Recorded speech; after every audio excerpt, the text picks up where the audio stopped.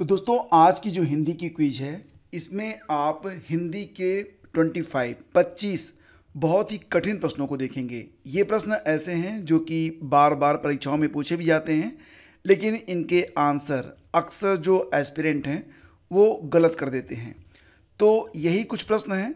अगर आपको लग रहा है कि ये सीरीज आप आसानी से हल कर सकते हैं तो आइए देखते हैं कुल 25 प्रश्नों में कितने प्रश्नों के उत्तर आप बिल्कुल सही सही दे पाते हैं।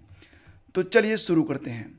पहला क्वेश्चन है, निम्न में रीतिकाल का कवि कौन है? आपके ऑप्शन में हैं जयशंकर प्रसाद, सूर्यकांत त्रिपाठी निराला, बिहारी और सुमित्रा नंदन पंत। तो दोस्तों अगर आपने यहाँ पर गेस किया ऑप्शन या दोस्तों ऑप्शन सी को, तो आपका आंसर यहाँ पर बिल्कुल करेक्ट है। बिहारी जो हैं ये रीतिकाल के कवि हैं और इनकी एक प्रसिद्ध रचना है जिसके बारे में अक्सर एग्जाम में पूछा जाता है, ये है बिहारी सतसई। प्रसाद, निराला और पंत ये छायावाद के कवि हैं, इनके बारे में भी एग्जाम में अक्सर पूछा जाता है। अगला क्वेश्चन है, भारतीय संघ की राजकीय भाषा क्या है? तो दोस्तों यहाँ पर आपको आंसर चुनना है भारतीय संघ की राजकीय भाषा, और अगर आपने गेस किया है ऑप्शन ए को तो आपका आंसर यहाँ पर बिल्कुल करेक्ट है। आपको बताना चाहेंगे कि हिंदी और लिपि जो है, ठीक है, ये देवनागरी लिपि है और हिंदी ये भारतीय संघ की राजकीय भाषा है। 14 सितंबर 1949 को अनुच्छेद 343 के तहत संविधान में हिंदी को भारत की राजभाषा का दर्जा दिया गया था। अगला क्वेश्चन है, पंवारी इनमें से किस बोली से संबंधित है? पंवारी किस बोली से संबंधित है? ब्रज, खड़ी बोली, बुंदेली या फिर अवधी? और दोस्तों अगर आपने यहाँ पर गेस किया है ऑप्शन सी को तो आपका उत्तर बिल्कुल सही है। पंवारी जो है यह बुंदेली भाषा की उपबोली है। देखो जो बुंदेली बोली है ना, बुंदेली बोली, इसमें पंवारी, भदावरी और राठौरी जैसी बोलियाँ या उपबोलियाँ शामिल हैं, बोली जाती हैं। अगला क्वेश्चन देखिए, सूरसागर किस भाषा की रचना है? सूरसागर फ्रेंड्स, अगर अवधी आप मान रहे हैं, बुंदेली मान रहे हैं, खड़ी बोली मान रहे हैं तो सब गलत हो जाएगा। सही जवाब है सूरसागर को सूरदास जी के द्वारा लिखा गया है और यह ब्रज भाषा में लिखी गई रचना है। तो ऑप्शन ए आपका यहाँ पर करेक्ट है। रामचंद्र शुक्ल ने हिंदी साहित्य का प्रथम महाकाव्य किसे माना है? हिंदी साहित्य का प्रथम महाकाव्य रामचंद्र शुक्ल ने किसे माना है? और दोस्तों अगर आपने गेस किया है ऑप्शन बी को तो आप बिल्कुल करेक्ट हैं। पृथ्वीराज रासो ही रामचंद्र शुक्ल के द्वारा हिंदी साहित्य का प्रथम महाकाव्य है और इसके रचयिता कौन है? चंदबर दाई। अब एक बात और याद रखना, पृथ्वीराज रासो में कुल 69 समय यानी कि सर्ग हैं और सबसे बड़ा जो सर्ग है यही मुख्य है, यह है कनवज युद्ध वाला। यह महाकाव्य जो है वो पिंगल शैली में लिखा गया है, तो इसको भी आपको याद रखना होगा, क्योंकि अक्सर अब परीक्षाओं में क्या हो रहा है ना, किताबों से ऊपर उठ के पूछ लिया जाता है कि अमुक किताब में कितने अध्याय हैं, कितने खंड हैं, कितने सर्ग हैं।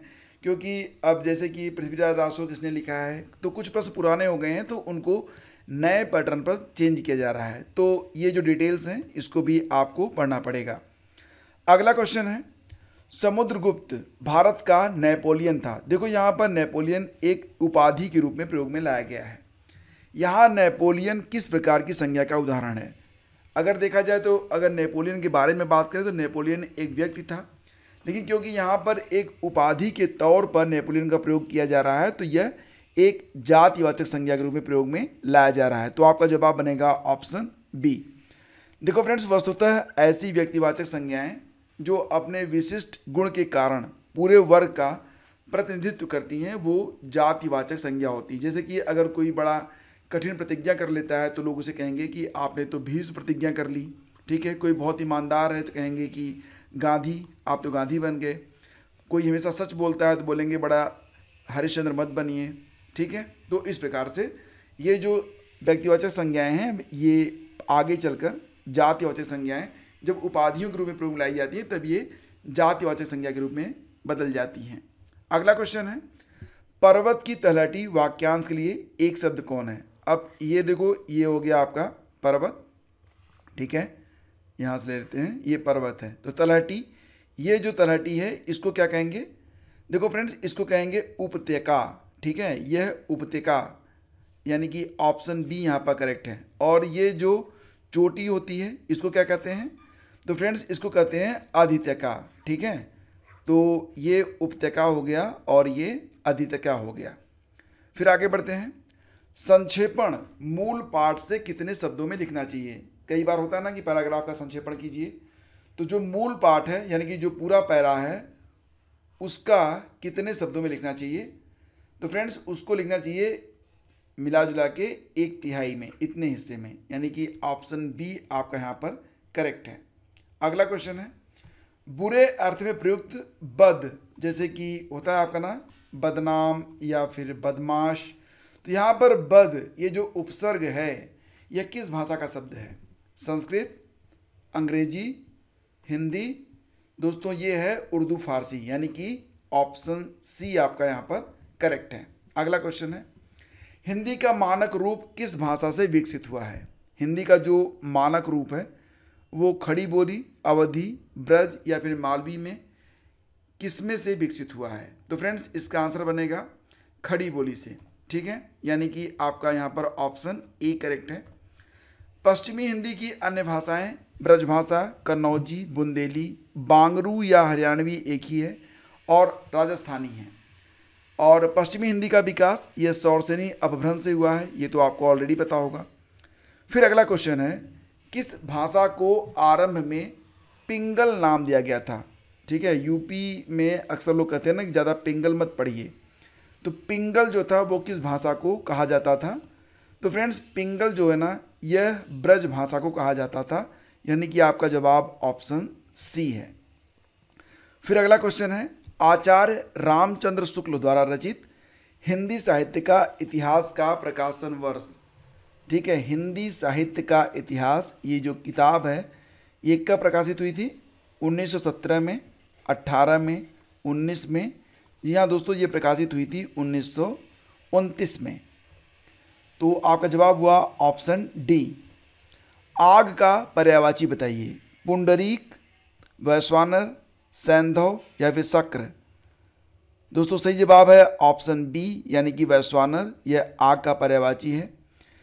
अनल, पावक, वायु सखा, दहन, वैश्वानर, कृशान, हुतासन, जातवेद, ये सब आग के पर्यायवाची हैं। पुंडरीक कमल का पर्यायवाची है, सैंधव घोड़े का पर्यायवाची है। धूसर का पर्यायवाची क्या होगा? खनक, सदन, बेसर या फिर गजबदन? गजबदन जो है दोस्तों ये गणेश जी का पर्यायवाची है। सदन जो है यह घर का पर्यायवाची है।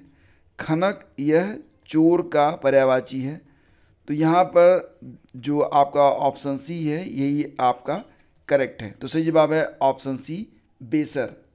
इनमें से कौन सी बोली पश्चिमी हिंदी के अंतर्गत नहीं आती है? तो यहाँ पर ऑप्शन गलत हो गए हैं। आपके ऑप्शन में आएंगे अवधी, कन्नौजी, खड़ी बोली या राजस्थानी।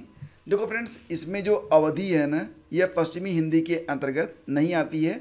आपका जवाब बनेगा अवधी। अवधी का जो विकास हुआ है वो अर्धमागधी अपभ्रंश से हुआ है, जो कि पूर्वी हिंदी वर्ग की प्रमुख भाषा है। फिर अगला क्वेश्चन है कि संथाली भाषा किस भाषा परिवार से संबंधित है? तो दोस्तों यहाँ पर जो संथाली भाषा है वो ऑस्ट्रिक भाषा परिवार के अंतर्गत आती है। ऑस्ट्रिक भाषा परिवार के अंतर्गत जो भाषाएं हैं वो झारखंड, पश्चिम बंगाल, बांग्लादेश में बोली जाती हैं। इसे 8वीं अनुसूची में, यानी कि संथाली को 8वीं अनुसूची में जगह भी मिल चुका है। फिर अगला क्वेश्चन है कि हिंदुस्तानी साहित्य का इतिहास लिखने वाले गारसा दत्तासी किसके विद्वान थे? तो फ्रेंड्स हिंदुस्तानी साहित्य का इतिहास लिखने वाले गारसा दत्तासी ये एक फ्रांसीसी विद्वान थे। ऑप्शन बी आपका यहाँ पर करेक्ट है। देशभक्ति में कौन सा समास है? समास के बारे में आप अच्छे से पढ़ लीजिएगा, इससे प्रश्न आपको मिलेंगे। तो फ्रेंड्स देशभक्ति में आपको समास बताना है और ये है तत्पुरुष समास, यानी कि ऑप्शन सी। तत्पुरुष समास यानी कि इसमें अंतिम पद प्रधान होता है। देशभक्ति आप यहाँ पर देख रहे होंगे, देशभक्ति, इसमें जो अंतिम पद है ये प्रधान होता है। दोनों पद या तो संज्ञा होंगे या फिर पहला पद संज्ञा बनेगा, दूसरा विशेषण बनता है। जैसे कि देशभक्ति, विद्यालय, रसोई घर या हथकड़ी। शौरसेनी अपभ्रंश के अंतर्गत आने वाली भाषा नहीं है। शौरसेनी अपभ्रंश के अंतर्गत कौन सी भाषा नहीं आती है? गुजराती, सिंधी, राजस्थानी या फिर पश्चिमी हिंदी। तो दोस्तों इसमें आंसर है ऑप्शन बी, सिंधी जो है यह शौरसेनी अपभ्रंश के अंतर्गत नहीं आती है। तब यह किसके अंतर्गत आती है? तो फ्रेंड्स ये आती है ब्राह्मण अपभ्रंश के अंतर्गत। ये याद रखना है, सिंधी भाषा जो है ये ब्राह्मण अपभ्रंश के अंतर्गत आती है। हिंदी साहित्य का आधुनिक काल सामान्यतया कब से माना जाता है? हिंदी साहित्य का जो आधुनिक काल है ये सामान्यतः कब से माना जाता है? 1850, 1700, 1750, 1900। सही जवाब है ऑप्शन ए यानी कि 1850। आदिकाल के लिए वीरगाथा काल यह नाम किसने सजेस्ट किया था, दिया था? तो दोस्तों वीरगाथा काल कहा गया है आदिकाल को किसके द्वारा? आचार्य रामचंद्र शुक्ल के द्वारा। ऑप्शन सी करेक्ट है। देखिए वीरगाथा काल आचार्य रामचंद्र शुक्ल। चारण काल या संधि काल कहा गया डॉक्टर राम कुमार वर्मा के द्वारा। सिद्ध सामंत काल कहा गया महापंडित राहुल सांकृत्यायन के द्वारा। और आदिकाल ये कहा गया था हजारी प्रसाद द्विवेदी के द्वारा। आदिकाल के ये बाकी नेम हैं अलग अलग लेखकों विद्वानों के मुताबिक। इनमें से किस शब्द का प्रयोग हमेशा बहुवचन में होता है? होंठ, सूरज, पानी और सोना। ये जो शब्द है हमेशा बहुवचन में ही प्रयोग में लाया जाता है, यानी कि ऑप्शन ए यहाँ पर करेक्ट है, होंठ। फिर अगला क्वेश्चन है, निम्नलिखित वाक्यों में से एक में सकर्मक क्रिया का प्रयोग हुआ है। सकर्मक क्रिया का प्रयोग हुआ, मैं चला, वह नहाता है, लड़का सो रहा है, लड़की सिल रही है। तो दोस्तों सकर्मक क्रिया यानी कि ऐसी क्रियाएं जो स्पष्ट दिखाई देती हों, ठीक जैसे कि लड़की सिल रही है तो यही जो सकर्मक है। बाकी लड़का सो रहा है, वह नहाता है, मैं चला, ये सब मतलब भावनाएं हैं, ये दिखाई नहीं देती हैं। तो ऑप्शन डी यहाँ पर करेक्ट है। आधुनिक भारतीय भाषाओं का विकास किससे हुआ है? बस 2 प्रश्न और हैं। अब बताइए अभी कितने प्रश्न आपके सही हो रहे हैं। आधुनिक भारतीय भाषाओं का विकास किससे हुआ है दोस्तों? तो इसका आंसर क्या बनेगा? जी हाँ दोस्तों, अपभ्रंश से। ठीक है, यानी कि ऑप्शन ए आपका यहाँ पर करेक्ट है। और ये अंतिम प्रश्न है कि निम्नलिखित आधुनिक भाषाओं में से किसका संबंध अपभ्रंश की पैसाची बोली से है? तो दोस्तों इसमें आंसर बनेगा ऑप्शन सी, पंजाबी का जो संबंध है ये पैसाची अपभ्रंश से है। राजस्थानी और गुजराती का संबंध शौरसेनी अपभ्रंश से है और बंगाली का संबंध मागधी अपभ्रंश से। तो दोस्तों ये कुल 25 प्रश्न हुए। अब एक प्रश्न मैं आपसे पूछूंगा इसी वीडियो से। अगर आपने वीडियो को ध्यान से देखा है तो उम्मीद करता हूँ कि इसका आंसर नीचे कमेंट बॉक्स में आप जरूर देंगे। आपको बस ये बताना है कि देशभक्ति में कौन सा समास है। तो फटाफट नीचे कमेंट करिए। वीडियो अच्छा लगा तो लाइक और शेयर करना बिल्कुल मत भूलिएगा। अगर चैनल पर पहली बार है तो सब्सक्राइब करके जाइएगा, रिक्वेस्ट है। Thank you so much.